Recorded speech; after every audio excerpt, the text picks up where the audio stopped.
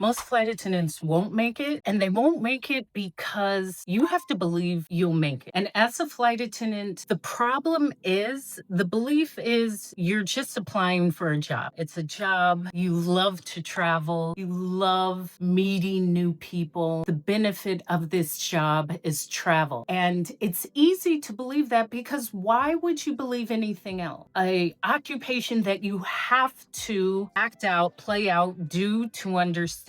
Outside of it, you can't really be told what the profession itself entails. Then you also can't really prevent yourself from succeeding once you start because training is all about you being trained on safety equipment and doors, customer service to be a proficient flight attendant that travels in whatever region. But that's actually a lot. It is really a lifestyle because you really don't just clock in and clock out. And when I mean you don't just clock in and clock out, for myself, because I flew for 15 years, there became a point where the day that I was working, my brain was just different. I was just on. And it didn't matter if I had to report at the airport at 2 p.m., 4 p.m., 10 p.m. Although the day was free, there was something still looming, which was flying.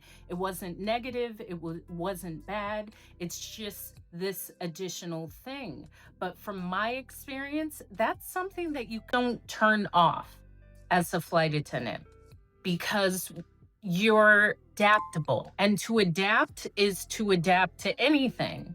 Of course, it could be someone who had choked on a cherry, or it could be someone has a dog missing, but they don't speak English and there's no one that speaks that language, but you're trying to help them. And that's just one thing that's happened in your day.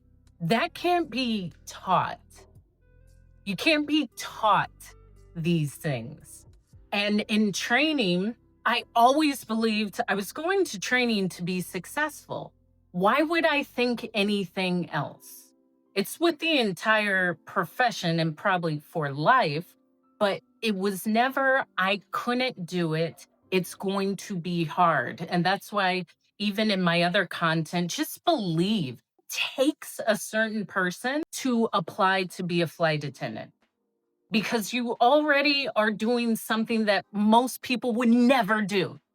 They would never do this, travel every day. They would get on a flight. First of all, traveling already is uncomfortable for most people, especially traveling to places you don't know, traveling to places you've never been, traveling to places with people who are unfamiliar, and to do that regularly. To choose to do that already takes a person who thinks in a certain way. Maybe looks forward to changing sceneries. There's some people who look forward to that. If that is not you, it probably won't be for you, but you may find elements that still allow you to enjoy what the profession brings. And when I talk about this, and a lot of people will fail, it's because for myself, the trade off was always worth it. Some people will say, I'm in training and the trade off isn't worth it. I'm away from what's familiar and the trade off isn't worth it. I'm seeing on paper what my pay will be, and the trade off is not worth it.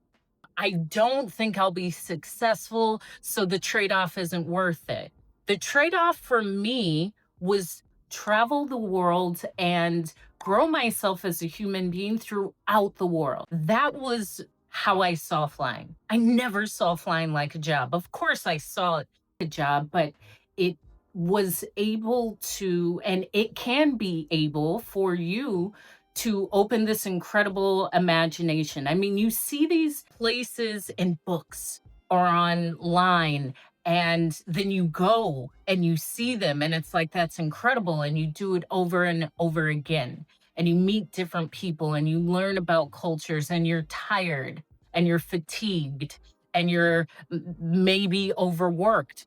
but there's something that still ties you to wanting the profession of flying, the lifestyle, because it's a lifestyle. It's a lifestyle. Whenever someone says, oh, it's just like when I travel for work or I'm a traveling nurse, so it's not the same. This in the way that as a flight attendant, there's a recognizability. It's almost like a celebrity because everyone recognizes you everywhere you go if you allow it. But in the airport, you have benefits, you have recognizability, which is a big deal. In airports, people know you and you get discounts and you get certain things that anyone who's just traveling for work, they would not receive. At the hotel, you have your own line. And of course, you can be a Hilton honors person and you have your own line. But when flight attendants come in, you're always designated a line to be helped. You get perks. You can be able to get used to that because a normal traveler that travels all the time doesn't have those perks. Flight attendants don't always associate everything with international travel because they may not have to go through customs. They may be picked up right outside of the airplane compared to a regular passenger gets off, goes through the line, goes through customs, shows their passport. You don't even have that. Your driver for the hotel is there and it's a beautiful hotel that you normally would not even know how to find but would not buy. And that's the job, but it's a lifestyle. And when, especially in training or the beginning years, you don't even know what's happening. I always saw myself as very disciplined. When I went to training was about being a successful flight attendant. I didn't really care to make friends. I'm cordial and warm to everyone, but I'm not looking to make friends in the training center. I'm looking to be respectful and warm and form connections, but lifelong bonds, no. A person to date, no. My objective is to be a successful flight attendant. So I see nothing, I say nothing. I'm not reporting anyone. That's crazy to me that people would report a flight attendant. I see nothing, I say nothing. I am there for me. I am there for hope. You are there for yourself. And at my training center, there was a stairwell. And I would get up at 5 a.m. and run. It was, I don't know, 5 or 7 flights. So I would run these stairs at 5 a.m., come back, take a shower, and get ready for whatever tests, exams, trainings we had that day because I was so focused. I was so focused. And many people will come into training not focused. It's not that they're not focused. The trade-off is I'm coming here and making friends, maybe a new romantic partner, and let's go out. Cool, but I'm not slipping up. I can do that after I'm certified because then what you learn in training is standardized. You learn once you are on the line. Once you are on the line, that's how you learn how you show up as a flight attendant. I enjoy showing up and being warm and like a crew working together. But it also took time because, again, who I was as a flight attendant, who you will be your first day on the line is not who you will be a year on the line. 5 years, 10 years, 7 years, 12 years, 15 years, 20 years. It takes years. Your sleep schedule is forever what it is. I'm just going to say that.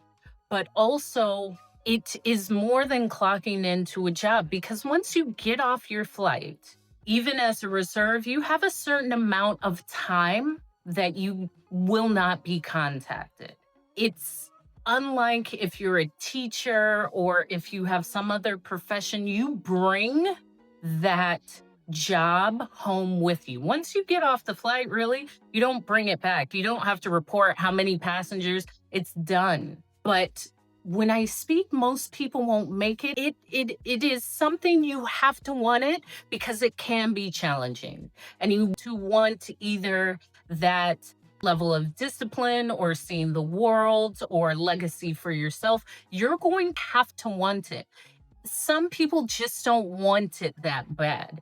And it's not that they don't want it that bad, but the trade off isn't equivalent. And that's okay. But in training, I never was in the training center thinking that I'm going to get caught. I wasn't doing anything.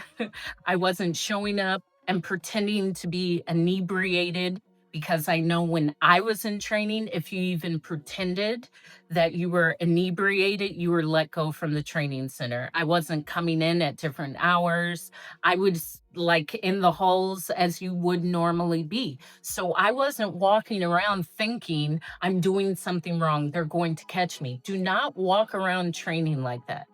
And understand, when you first start flying, you're learning a lot. Give yourself grace. It is challenging. I'm not saying it's hard. It's a challenge that you learn, and you're always adapting when you choose. But it does take a level of discipline, and it does take a level of wanting to be a part. If you don't want to be a part and fly or expand your mind or however you see yourself as a flight attendant, leave. It's that easy.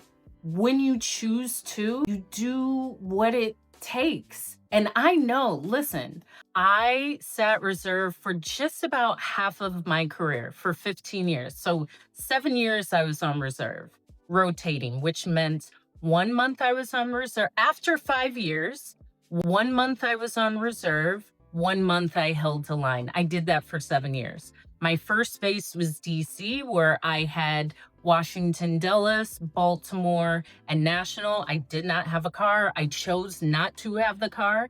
So any expense for a car or upkeep was going directly to me and my lifestyle. And I was on reserve. And I made it to all of these airports. Was it challenging? Sure, but I made it. And this was in 2006, 2007. This is before Uber. This is taxi or a bus or the metro, or sometimes I would get a call. I remember I was in DC and I got a call for a trip, and I was like, it's a short call. I don't think I have that 50 to get to the airport, because I was in Washington, DC, and I had to get to Dulles. And someone came up and was like, what do you need? And I said, I need to take a cab to the airport. And they were like, you look like you're in need.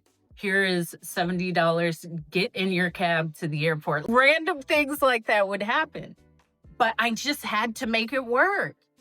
It's so hard. I'm so tired. It's all of that. And I had to make it work. So my first years in DC, I was on reserve, no car, 3 airports. You make it work. Is it challenging? Yes, but you make it work. What am I going to do? Choose the opposite? You're going to have to choose to make it work. It's worth it, even when you see how you are resilient, how you grow with interacting with passengers. Because when you first start, and I see a lot of newer flight attendants that I don't think you should be a flight attendant, just solely because it is customer service and passengers are just passengers. Again, I've said this in my content, no one cares if you're tired. And the ability to be able to lessen the importance of how a customer reacts to you, sometimes you're just mean. Some flight attendants are just mean. And they incite that from people. That's just it. Sometimes it's you. Sometimes you haven't had sleep. Sometimes that's the lesson to learn. I need some sleep. I am really tired. I am snapping at people. It's all a lesson to learn, but it is about customer service. And customer service is different when you're changing locations and just really exhausting your body and having fun, because I'm sharing both sides. But you can make it. It's worth it. It is absolutely worth it. And it is challenging, but be encouraged, because if you want to fly, something in you has what it takes to fit that challenge. And you just have to honor it. You just have to. So you can do it. Some of you won't make it, but so what? You're not that one that won't make it. It doesn't matter if people don't make it. You are the one that will. So fly and be the one that made it. You'll learn more about my flying career and why I know all of this, because I listen, you can ask me anything. I have some stories, amazing stories, but it comes from the grit of being in the air. When you want to be in the air, you're soaring above it all. What made you keep flying? Because I know when I said, okay, yeah, I'm ready. I'm ready. Because things will keep you flying. I knew this is a different episode, but I knew I wasn't going to be a senior mama 50 years, 60 years, 40 years. I knew it. I knew I would get a good amount of seniority, but I knew I wasn't going to be a silver senior mama. But 15 is a solid number. Subscribe, follow, share Life with Oatmeal. Just flight attendant. It's not so structured. I'm just going to come on here and talk and share some things because, listen, who else has said it like me? I was supposed to tell you, and I can't get in trouble for it. I'll see you in the skies, in beautiful boutique hotels, and here. Life with Oatmeal YouTube. Armed. Cross check. Flight attendants will get that.